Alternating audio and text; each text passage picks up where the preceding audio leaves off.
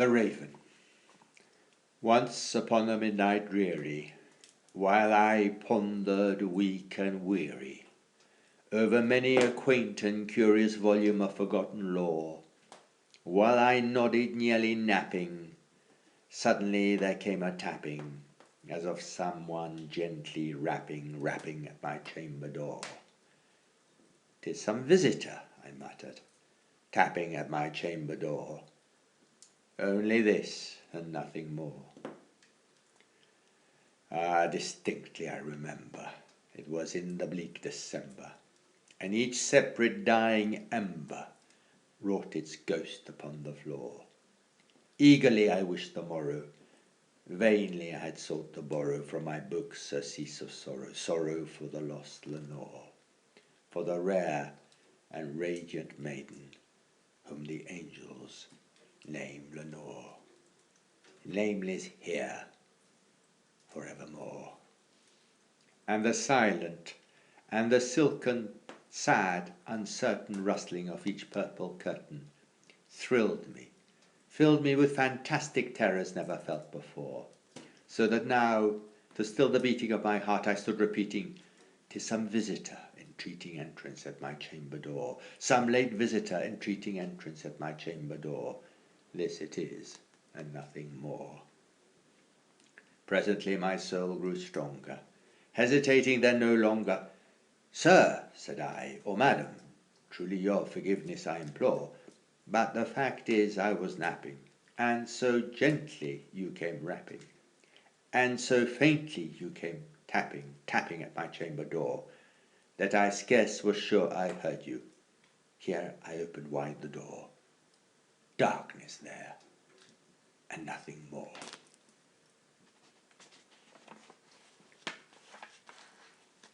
Deep into that darkness peering, long I stood there wondering, fearing, doubting, dreaming dreams no mortal ever dared to dream before.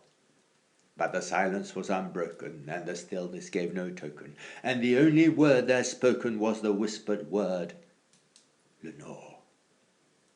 This I whispered, and an echo murmured back the word, "Lenore."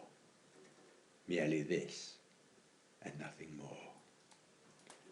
Back into the chamber, turning, all my soul within me burning, soon again I heard a tapping somewhat louder than before. "Surely," said I, "surely that is something at my window lattice. Let me see, then, what there it is, and this mystery explore. Let my heart be still a moment, and this mystery explore. 'Tis the wind, and nothing more." Open here I flung the shutter, when with many a flirt and flutter in there stepped a stately raven of the saintly days of yore. Not the least obeisance made he, not a minute stopped or stayed he, but with mien of lord or lady perched above my chamber door, perched upon a bust of Pallas just above my chamber door, perched and sat, and nothing more.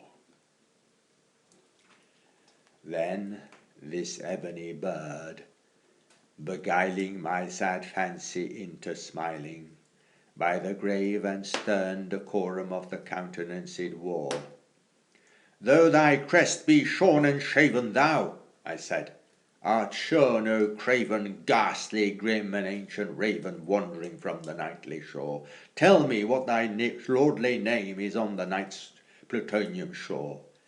Quoth the raven, "Nevermore."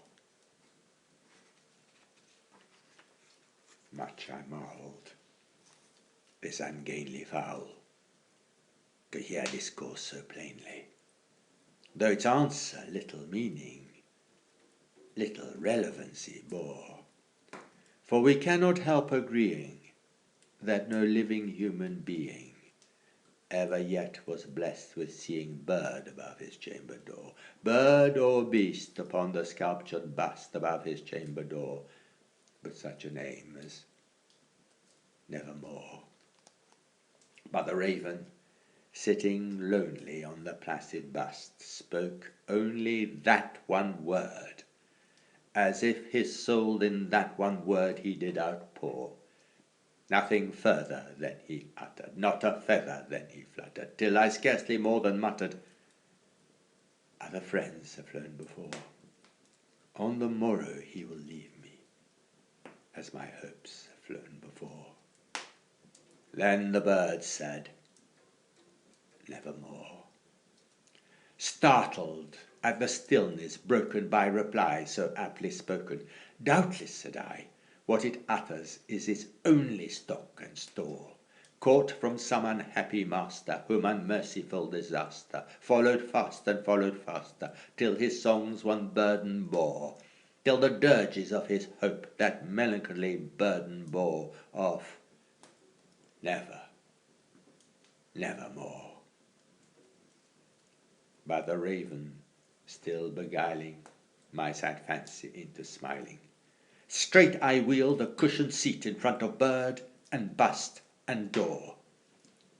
Then upon the velvet sinking, I betook myself to linking fancy unto fancy, thinking what this ominous bird of yore, what this grim, ungainly, ghastly, gaunt, and ominous bird of yore meant in croaking nevermore.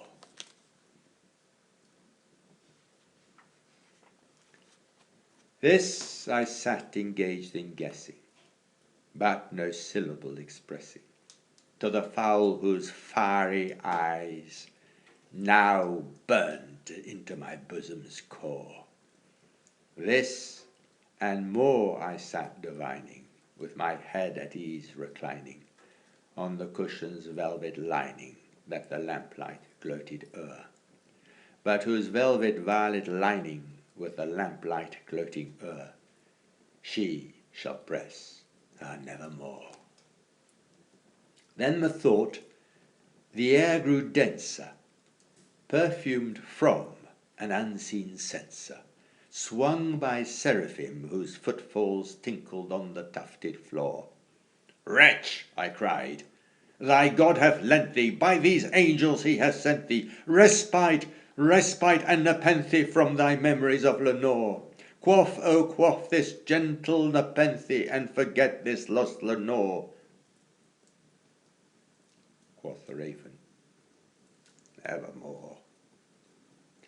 Prophet, said I, thing of evil, prophet still if bird or devil, were the tempter sent, or were the tempest tossed thee here ashore, desolate yet all undaunted, on this desert land enchanted, on this home by horror haunted, tell me truly, I implore, is there balm in Gilead? Tell me, I implore. Quoth the raven, nevermore.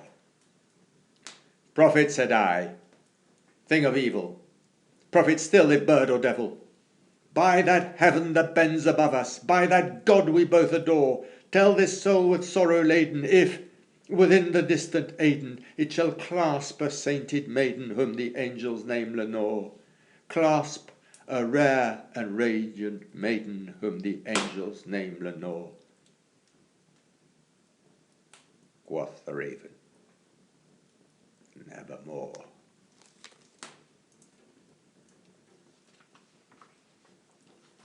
Be that word our sign of parting, bird or fiend, I shrieked upstarting. Get thee back into the tempest and the night's plutonium shore. Leave no black plume as token of that lie thy soul hath spoken. Leave my loneliness unbroken, quit the bust above my door. Take thy beak from out my heart, and take thy form from off my door. Quoth the raven, nevermore. And the raven, never flitting, still is sitting on the pallid bust of Pallas, just above my chamber door. and his eyes have all the seeming of a demon's that is dreaming, and the lamplight o'er him streaming throws his shadow on the floor, and my soul from out that shadow that lies floating on the floor shall be lifted nevermore.